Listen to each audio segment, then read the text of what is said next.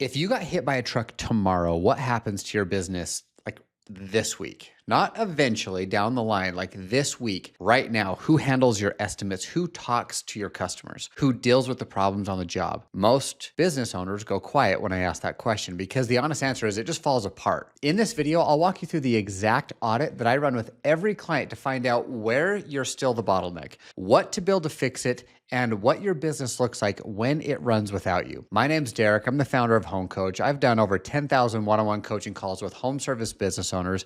And if you want a profitable business that runs without you, subscribe because that's all we talk about here. That's what we do best. Now, a tell as old as time that I hear all the time is if I'm not there, things fall apart. And they're not wrong. Like for most of them, that's actually true. That's the case. And the problem isn't that that's the case. The problem is accepting that that's how it always has to be, because it doesn't. When you're the hub of everything, the business does not grow. It just gets heavier. Just think about you carrying that mantle of your business.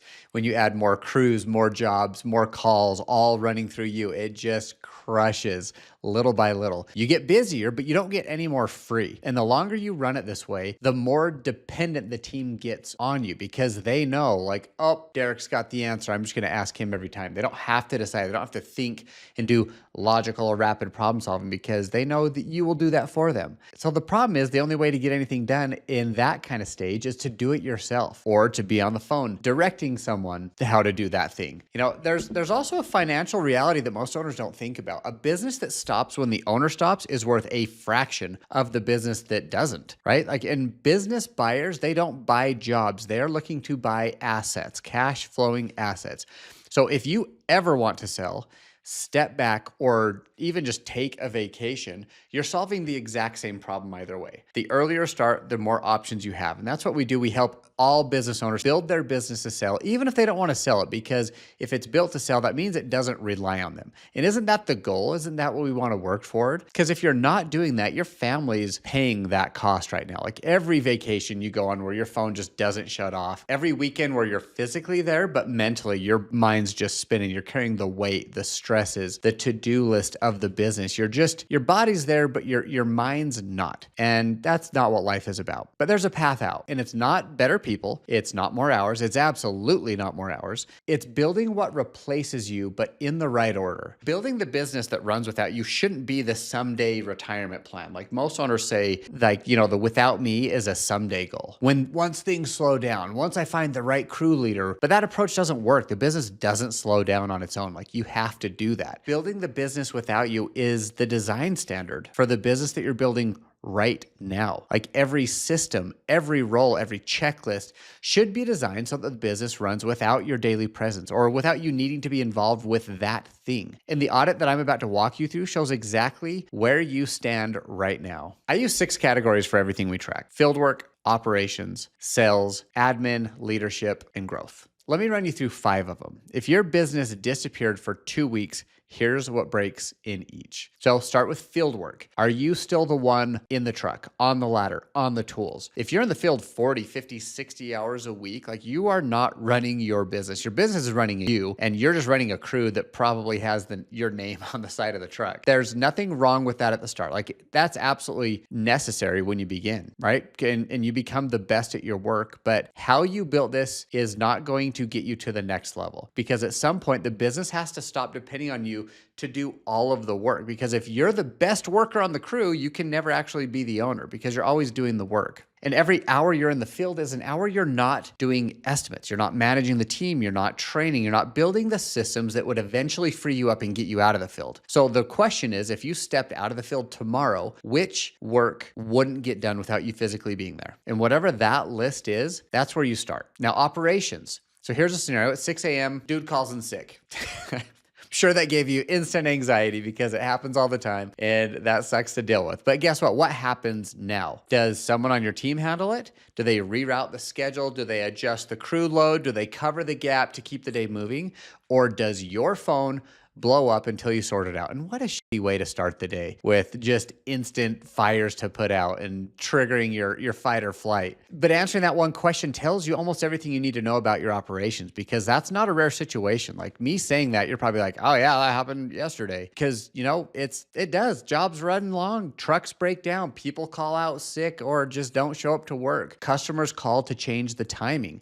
And if every one of those situations requires you, your operations depend on your daily presence to function. And what you want is an operations manager, even like a crew leader or somebody on your team who has the authority to make the call, to pivot, to communicate that change to the crew, to handle the customer if that's needed, not to call you, to get it handled. Now, sales, can your crew leader walk a job, build an estimate, and get that estimate out the door back to the customer without you reviewing it first, right? If estimates stop when you leave town, like revenue stops when you leave. I mean, that's just the math. And the fix isn't hiring a salesperson, it's building the estimating process that future salesperson or your crew leader can run. A walkthrough checklist, a pricing formula with predetermined calculations based on your profitability, a proposal template. Once these things exist, your crew leader can run estimates. And once your crew leader can run estimates, you can leave for 2 weeks without your entire pipeline shutting down. Most people, when they leave for vacation now, or at least home service business owners, they come back and they have to play catch up on sales and future work. Now, leadership. Does your crew leader or team lead, whatever you want to call them, do they actually lead when you're gone? Or do they call you for every decision? The crew leader is one of the very most important hires in your business. It's not just the best tech, not the hardest worker. It's the crew leader, because the crew leader is the person who holds the team accountable when you're not there.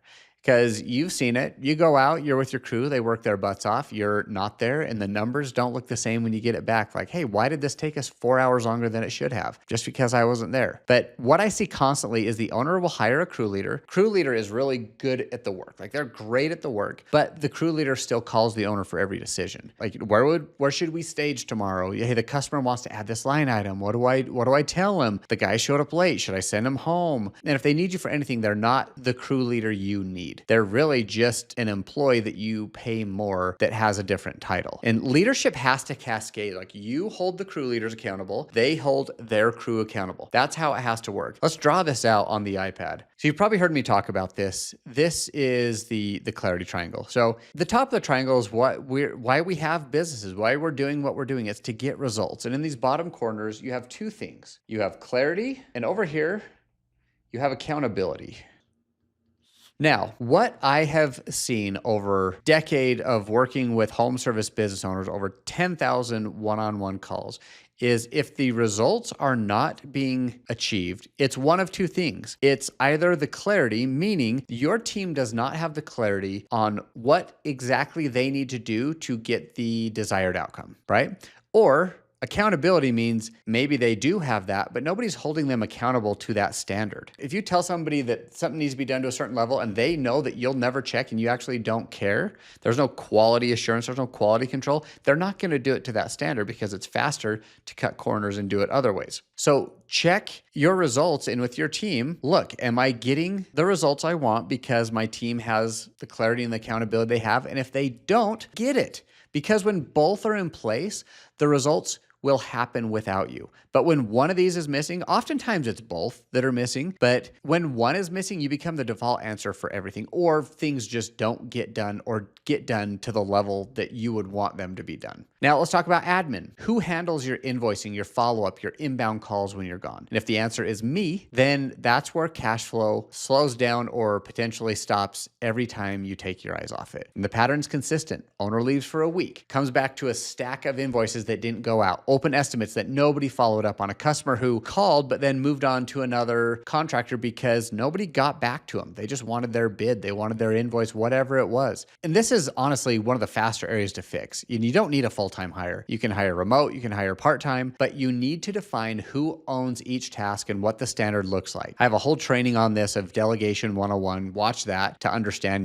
when to delegate, who to delegate, what to delegate. But the sixth one that I left off on purpose is growth. That's your marketing, your strategy. That's you working on the business, because that's the one category that should absolutely require you. And that's what you're buying your time back for. Every other area, you build systems so that you can be replaced. But growth is where you build the systems so you can finally show up. Like, that's the goal, right? As you step into your CEO role, your job becomes not doing the work, but your job becomes casting the vision of where the business is going, what good work looks like, and then ensuring that your team has the tools, resources, and trainings and support from you to execute your vision. So take those 5 areas and be honest about where things break with you. Like, every gap is a system that you just haven't built yet. I want to tell you about a client. He runs a landscaping business, and when we started, his entire operation ran through him, like legitimately everything: scheduling, estimates, customer calls, crew disputes, quality checks, admin work, like every decision came to him. And we ran this exact audit. We found that field work was 65% of his week. And this was not a small business. This was well into the 7 figures. Growth and working on the business, it was under 3%. It was like 2 point something percent. He knew he was absolutely buried, but seeing this percentage made it impossible to ignore. We ran the perfect week exercise for him, and we had it down that field work should account for 20% of the week.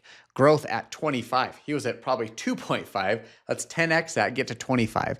And that gap, 65% in the field to 20%, that became his entire roadmap, because he knew that bought him back the time to be able to work on growth. So every system we built, every hire we made, every decision for the next 90 days was about closing that gap. We spent 6 months building what replaced him in those 5 areas. Then he left on vacation for 2 weeks, and it was a pre-planned vacation. We planned this vacation ahead of time because we knew we needed the system in place for him to be able to take the vacation but fully check out, phone off, no email. And guess what? The business ran without him. Revenue was fine, actually thrived. Like, there were no major fires. When he came back, something was different with his business because he wasn't coming back to put out fires like he had historically. Like, that it's like that Sunday night feeling when Monday's coming up and you get a little bit of anxiety. Coming back from a 2-week vacation when you own a business is that on steroids. But he didn't come back to that. Like, he came back as the person getting to decide where the business goes next and where to tighten the screws on the systems that didn't break, but maybe could have been better.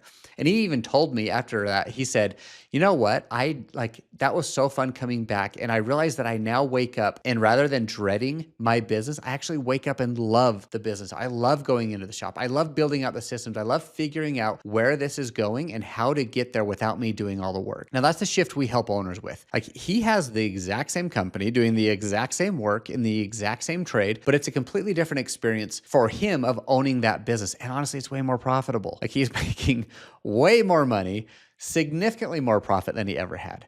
And within 6 months of doing this work, his profit grew over 300%. He didn't work less and just hope that it worked out. He built the system to make it work. Think about what your business is worth right now without you. Like, if you walked away today, if I came in and said, hey, I want to buy your business, like what would someone actually pay you for what you've built? Because like we talked about, business buyers, they don't buy jobs, they buy assets. And a business that runs without you is an asset. A business that stops when you stop is a job. Nobody wants to buy your freaking job. So even if you never plan to sell, this matters, because the same thing that makes a business sellable is what gives you freedom. It's the same build, it's the same systems, it's the same organizational structure and documented processes. So whether your goal is to just step back to sell or just take a real vacation without your phone and without guilt, like, the path is the same. Right now, you and your family, they're already paying the cost of the other version of that. So we talked about it. Every vacation where your phone doesn't shut off, every vacation where your mind is just not present. You're there with your kids, with your family, but your mind's just racing about the business. So build what replaces you in those 5 areas. And both of those problems get solved at the same time. So here's what I want you to do this week. I have this tool called the Honed Time Audit. The link's going to be in the description. You're going to print off 5 of these at least. If you're working 6 days or 7 days, print 6 or 7.